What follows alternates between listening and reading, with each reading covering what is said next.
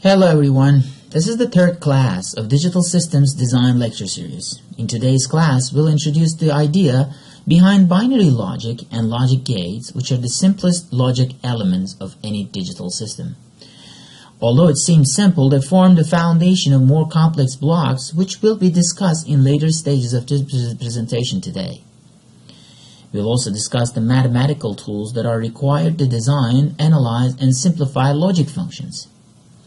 Such a machinery is also known as Boolean Algebra. When we talk about binary logic, we specifically mean binary variables and a set of logic operations.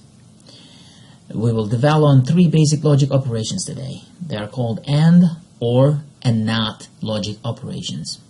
AND is typically denoted by a dot, and on the other hand, OR is denoted by a plus sign.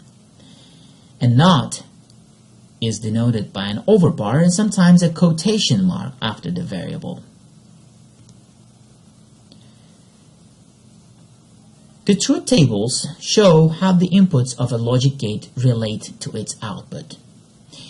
Succinctly, a truth table is a mathematical table used to compute the functional values of logical expressions on each combination of values taken by their logical variables. The gate inputs are shown in the left columns of the table with all the different possible input combinations. This is normally done by making the inputs count up in binary. The gate outputs are shown in the right-hand side column. You can see three examples of that in the three different truth tables of gates OR, AND, and NOT. I'd like to emphasize one important point here. Binary logic is not the same as the binary arithmetic. For example, think of the binary logic operation 1 plus 1. This means 1 or 1, which equals 1. On the other hand, we have 1 plus 1 in binary arithmetic to be equal to 1, 0. Finally, truth tables can also help understand the behavior of combinations of logic gates linked together. You will see many examples of this in a short while. I will also make a point here. The execution of these gates are subject to some order. That's an important topic to discuss. And the NOT gate takes precedence over AND gate execution, which in turn takes precedence over the OR gate operation. There are also other performance tools to measure the performance of a circuit. A timing diagram is one of them. That's a graphical representation of circuit behavior over time. For example, what you see in this illustration is the logic behavior of two variables, x and y. In addition to that, there are also x0, x, and y, and x or y over the time, where the variables change values at clock ticks. Compared to truth tables, timing diagrams provide more information about the logic circuit behavior as long as the input and output are observed for a decent period of time. The main building block of a digital system are digital logic gates. Logic gates are the heart of the digital system design. They are electronic circuits that operate on one or more input signals to produce an output signal. In practice, each voltage level has an acceptable range, as shown in figure. The input terminals of digital circuits accept binary signals within the allowable range, for example, from 0 volts to 5 volts, and respond at the output terminals with binary signals that fall within a specified range. We use actually physical quantities and interpret it to be either of two recognizable values, 0 and 1, and they're represented by the voltage values in this figure. The intermediate region between the allowed regions is crossed only during a state transition. Here in this figure, a margin of E volts is allowed for making decisions on logical 1 and 0 values. The E value is typically selected according to the sensitivity of the gate physics and product technology under consideration. Yet another descriptor for logic circuit functionality is logic diagrams, which are mainly used for representation and carry out certain types of reasoning using logic gates. Consider the following example that we have a logic function expressed as a plus b c naught plus ac. This has the logic diagram shown right below the expression. How do we make sure that it represents the given logic function? So let us go over it together. Port C is inverted to get C prime right after the inverter gate, or NOT gate. Next, variable b goes through logical AND operation along with c prime to produce bc prime. And variables a and bc prime logically OR to produce a plus bc prime. On the other hand, variable c also goes through AND operation together with a to produce ac, which in turn is ORed with a plus bc prime to produce the final logic function a bc prime plus ac. I believe that given the logic function of multivariables, it should be straightforward by now to draw such a logic diagram and verify it through the stages I've just shown it. Let us introduce Boolean algebra. In general terms, algebra is the study of mathematical symbols and the rules for manipulating these symbols. Therefore, algebras are defined by a set of axioms that lead to propositions and theorems. Rather than diving into theoretical details of Boolean algebra and algebra in general, I'd like to give a set of essential theorems for Boolean algebra that will prove useful for understanding, simplifying, and designing logic circuits later. There are 9 basic theorems that I'll cover today, and we assume we have 3 variables, x, y, and z. The first is called, the first 2, in fact, called existence of 0 and 1. You OR x, variable x with 0 to get x, and variable x with 1 to get 1. And there is the dual of this, x and 1 equals x, x and 0 equals 0. The third theorem is called idempotence, that is x or x gives you x, x and x gives you x. The fourth theorem is existence of complements. X or x naught gives you 1, x and x naught gives you 0. The fifth theorem is called involution, that is the dual of an inverse of a variable, in this case is x. So x naught gives you x itself. The sixth theorem is called commutativity. That's part of the definition of being Boolean and algebra. It's defined x plus y equals y plus x. In other words, x or y equals y or x, and x and y equals y and x. X plus y plus z, by changing the place of the parentheses, you obtain the theorem 7. It is called associativity. The eighth theorem is called distribution law, and it's defined as x and y plus z in parentheses equals x and y plus y and z. Expressed in a different way, x plus yz equals x plus y in parentheses multiplied or ANDed by, in Boolean algebra terms, with x plus z in parentheses. And the last one is called De Morgan's law. This law is named after the Indian-born British mathematician and logician called Augustus De Morgan. And let x, y be 2 variables, in this case x plus y or x or y in parentheses. If you invert that, you will get x naught, y naught. Or the dual says x and y, when you invert that variable as a whole, you will get x naught plus y naught or x naught or y naught in parentheses. So how do we use the basic identities we just introduced? One of the theorems that we will encounter here and there is called absorption theorem. Let us look at it in detail and try to use the Boolean identities to prove it. A plus AB is our example.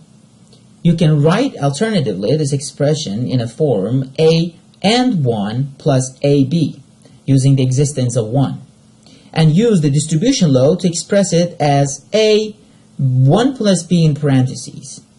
And that will equal to A and 1 because 1 or B equals 1. And A and 1, again using existence of 1, will give you A. Let us also use the same set of identities to show you how the simplification is done.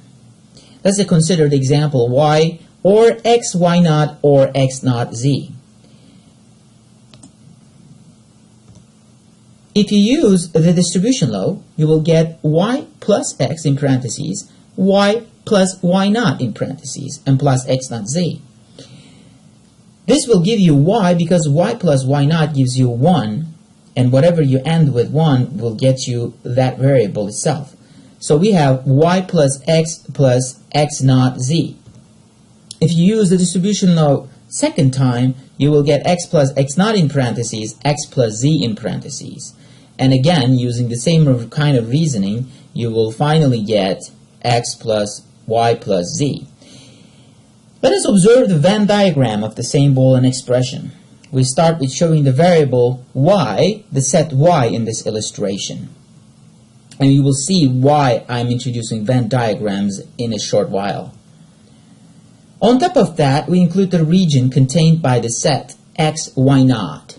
That is in dark blue right now.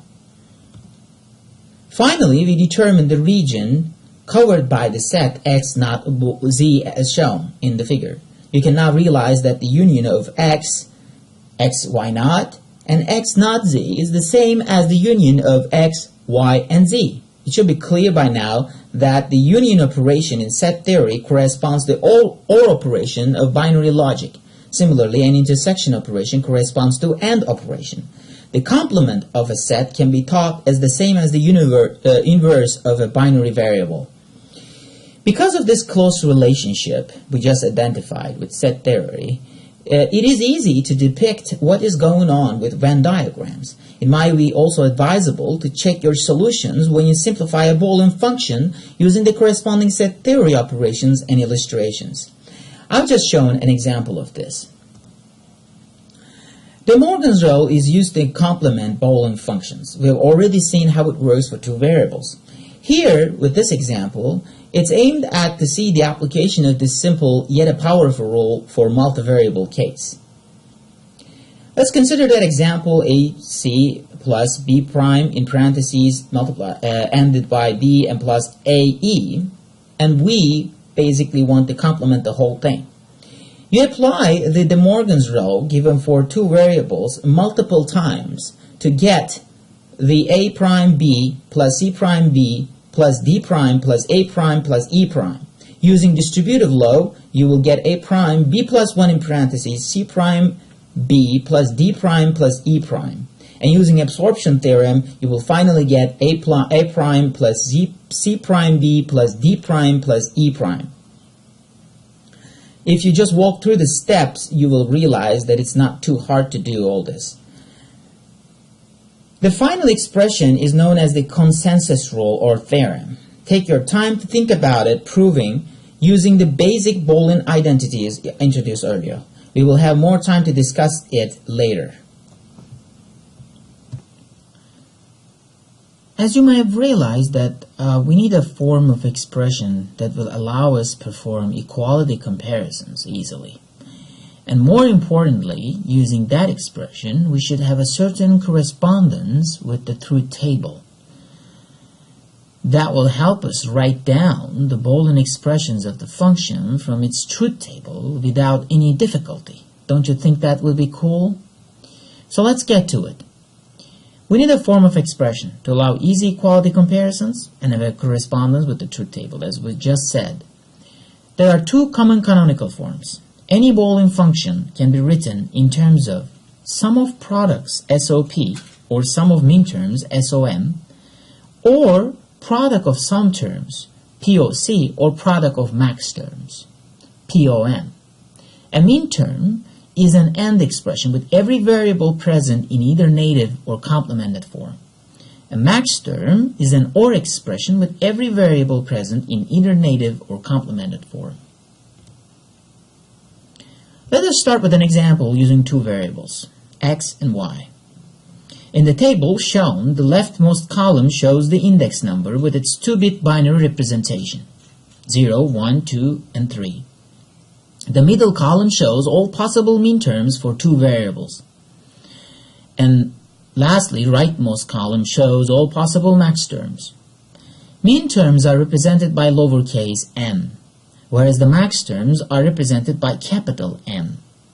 In minterms, Zeros correspond to variable complements, whereas in max terms, zeros correspond to variables itself. The convention we use in this table is pretty important for the rest of our discussion. Other conventions could have been used as well. I leave it as a class exercise to show the relationship between the min terms and max terms by looking at this example. What we have shown is the set of min terms and max terms for two variable case. You can easily extend it to multivariable case. Alright, it's now time to see min terms and max terms in action. Question is, how do we really implement a Boolean function using min terms and max terms? And here is how. Suppose that you're given the truth table of the functions f, k, and s. So we're showing here three variable scenario. And we start with a truth table show for three different functions f, k, and s. We use shorthand notation to show the sum of min terms and max terms using sum and product symbols as shown. For example, let's look at f. f has 1 for index 2, 5, and 7. So there are three min terms, m sub 2, m sub 5, m sub 7. And this corresponds to x naught, y z naught plus x, y naught z plus x, y z. Similarly, k has 1 value for index 0, index 2, and no other index. So we have got two min terms, m sub 0 and m sub 2. That corresponds to x naught, y naught, z naught plus x naught, y z naught. And finally, when you look at the function s, we have got three zeros corresponding to indexes 0, 1, and 2. So we've got three max terms in this case. These are x plus y plus z in parentheses, ended with x plus y plus z naught in parentheses, ended with x plus y naught plus z in parentheses. Finally, we have an exercise to practice what is being taught. So express the function in SOP form given by AC prime D plus BC D prime. So idea here is that we need to convert into a product of max terms once we're given the function. For example, f is a function of a, b, and c variables. It's given by b plus a prime, b prime, c prime. Here I multiplied b with 1. Two ones in fact, and they are a plus a prime, c plus c prime. And when you multiply and carry out the multiplication inside out, you will get the SOP expression. And that SOP expression corresponds to min terms 0, 2, 3, 6, and 7. You can alternatively take the inverse of an inverse function, f, and that would correspond to min terms m1, m4, m5, and the inverse of that. And using the Morgan's law, you can get the max terms, three max terms as shown. So you would be able to express the function f in product of sum terms. You can alternatively use truth tables to go from SOP to POS form. And the truth table alternative is always standing as another alternative to express a function in terms of min terms and max terms, which we will not show today. But above all, an alternative short way is to use the distribution law. So here the function, the same function, using distribution law can be expressed as b plus a prime in parentheses, ended with a b plus b prime in parentheses, which is 1, and ended with a b plus c prime in parentheses. When you carry out the computation by adding c prime and a prime to each product terms and use the distribution law again, you will get the POC form of the same function. So we used actually 3 steps here to get to the POC form, and which is a less number of steps compared to the previous method. Thus, we reviewed a few methods to implement a function in terms of min terms and max terms, converting from one to another using truth tables. Let us start this slide by asking a simple question. I will not provide the answer for this question, but I'm going to go over an example for 2 variables and expect you to come up with the right answer for the general case. There are in fact a total of 16 possibilities for two variables x and y, because there are 4 min terms or max terms, and each can take value 0 or 1. So that makes up 16 possibilities, as shown from f sub 0 to f sub 15, meaning that there will be 16 different Boolean functions that can be defined for two variables, x and y. As you might remember previously, we have presented truth tables for and or operations. The truth tables for x0 and y0 is pretty straightforward too. Those functions are represented by f sub 1, f sub 7, f sub 10, and f sub 12 in this table. Those truth tables are shown using dotted red rectangles, as you might have noticed. The rest of the functions correspond to other two input logic gates that we will explore next.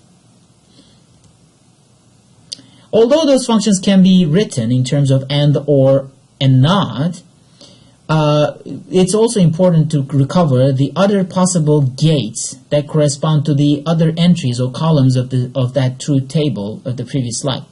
So final slide of today's class lists you some of the popular logic gates, their graphical symbols corresponding to Boolean functions, and the truth tables. Buffer passes its input without any change in its logical value. Buffers can be used to amplify a signal though. NAND or NOR gates are complements of AND or gates, respectively. XOR operation or gate is typically known as binary addition, and XNOR gate is the inverse of the XOR operation. You might realize that the circle on the output side of the graphical symbol represents the NOT or inverter operation. I want you to study those gates, as they are as important as the basic gates and NOT gates. A naive question you might ask: why do we really need other gates in the first place when we are able to implement them using basic gates? Answer is quite intuitive, that with the current technology, some of these gates, particularly NAND and NOR gates, are easier to implement using less number and more efficient orientation of transistors. In the next lecture, we will be focusing on minimization and optimization of combinational logic circuits. So stay tuned. And also, please feel free to drop any questions you might have about today's lecture into my email box. See you next lecture. Thank you.